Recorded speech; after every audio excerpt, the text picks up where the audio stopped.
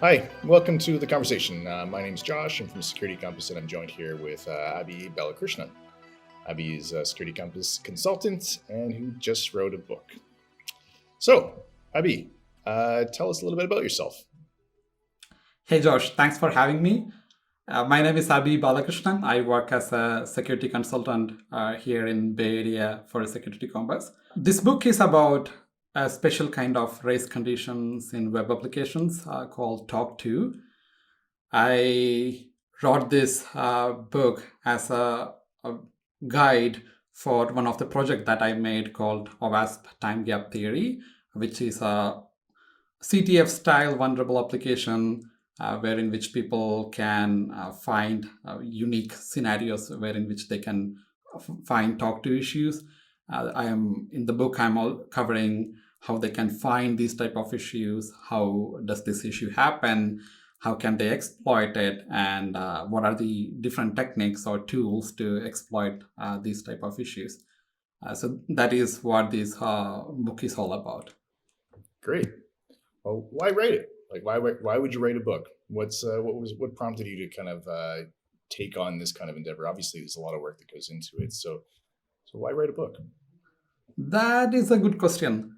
When I look back, I work as a security engineer. I work in I participate in threat modeling sessions on day-to-day basis. Once I was sitting in a threat modeling session and I was looking at a piece of software design, and I felt that it is vulnerable to this particular attack talk to. I told that to the stakeholders, and most of the people did not know what talk to was, and I felt that I needed something to show a demo of, and I do not find any good trustable sources for doing that. So when I looked around, there was no book on this subject before, and I can, as a security engineer or a tester, my first idea was to come up with a video or a blog post. Then I googled and I found out was that there are lots of blog posts and videos already on this topic, but still people don't know what are the actual implications of this issue, where these issues can happen, how can you find them, how easy it is to exploit or how hard it is to exploit, what are the tools, all these type of things. So if I just write a blog post or make a simple small video, it is going to be beneficial to some people, then that will be just like teaching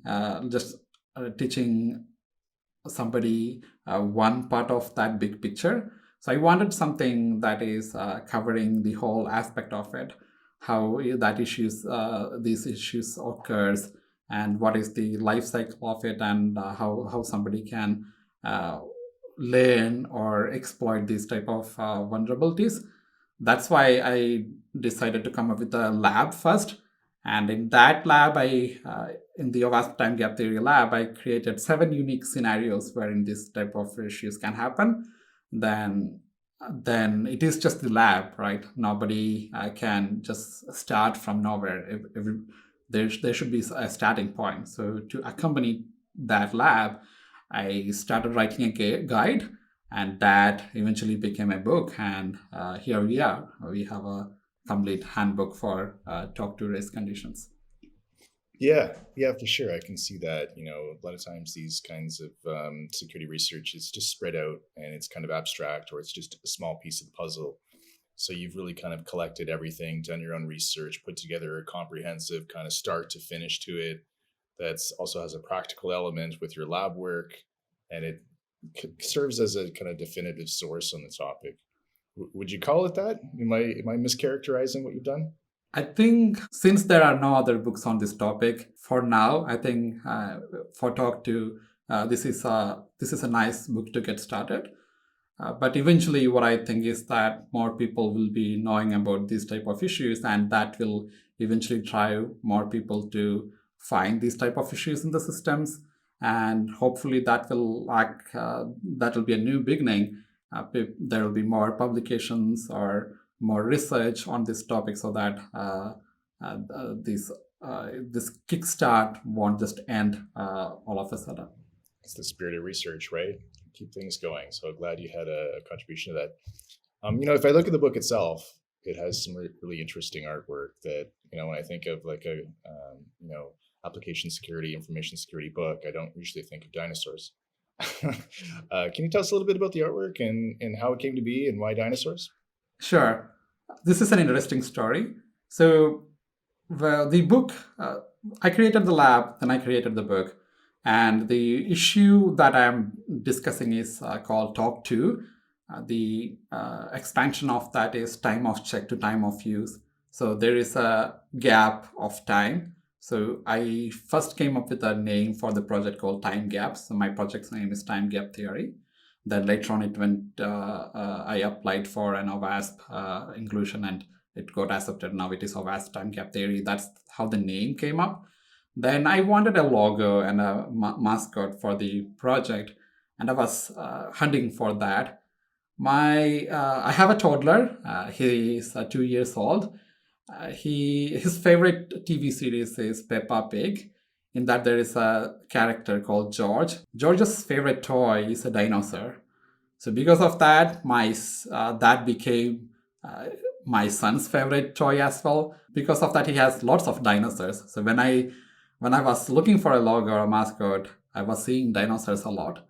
Then when you think about it, we realized that dinosaurs existed at one point of time, and before we realizing that, dinosaurs went extinct.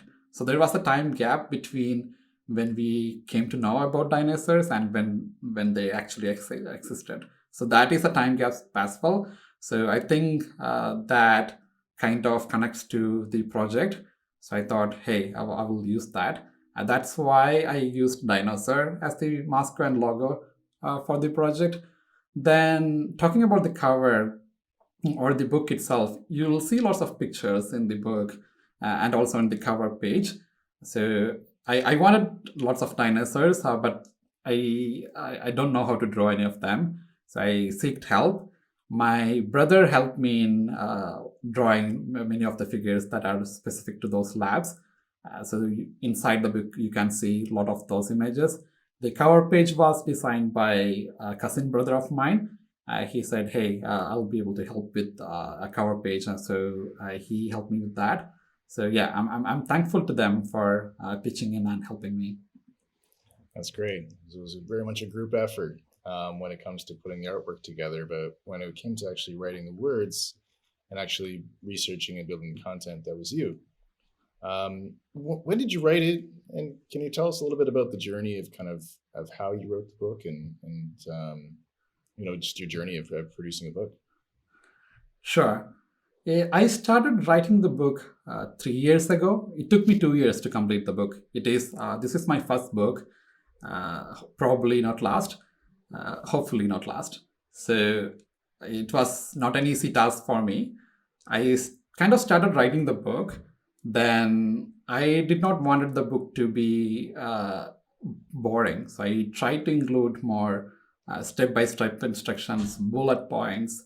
I made the sentences short. I included more data flow diagrams, sequence diagrams, more pictures, those type of things. At the same time, I also did not want it to overdo those type of things. So I wanted to keep that balance. And then at one point, I found a balance that I'm comfortable with, and I hope that people who are reading it also find it comfortable to their taste. Well, kind of continuing on that, who are the people that should be reading it? Like, is this for beginners to the industry? Is it for, the business side of the world? Or is it, like, who's this book really for? Who's going to get the most out of it? You need to have few years of technical knowledge or expertise in the industry to read and understand this book. So if you know a VASP top 10, then this is the book for you. If you are a security engineer or a developer or a security architect, you can understand this book. If you're an absolute beginner, I think this book won't suit you. But if in case you are just getting started in application security in general, maybe you can start with a WASP security testing standard or check guide, or maybe start with a WASP juice drop, then come back into this project. Okay. So you kind of alluded that this might not be your last book, which suggests that you're continuing to research something else, or you're still, passionate about security in general. So what are you up to right now? Like, what's interesting you? There are no books in my mind at this time, uh, but right now there are a few other projects that are going on. The Currently I'm working on a new project called Tiny Bird CTF. Since time gap theory is exclusively focusing on top two race conditions, I people started reaching out to me asking, "Hey, are there any CTFs kind of applications that you can recommend for me?" Who and these people are absolute beginners or developers who wants to get into security. So I thought I thought there is a gap there, and I can bridge that gap with a very basic CTF. So I created this CTF. You can check it out at tinybirdctf.com. It's still in development. There are 50 challenges right now. I'm still working on more challenges, so it'll be coming up in the next few months. I also have another OWASP project called OWASP Snow. It is a software based solution for preventing shoulder surfing. So I'm hopeful that I'll be able to release that project sometime this year. Very cool. Well, thanks so much, Abby. All the best and continued success with the book, and we'll talk to you again. Thank you very much. Thank you, Josh. I really appreciate the opportunity.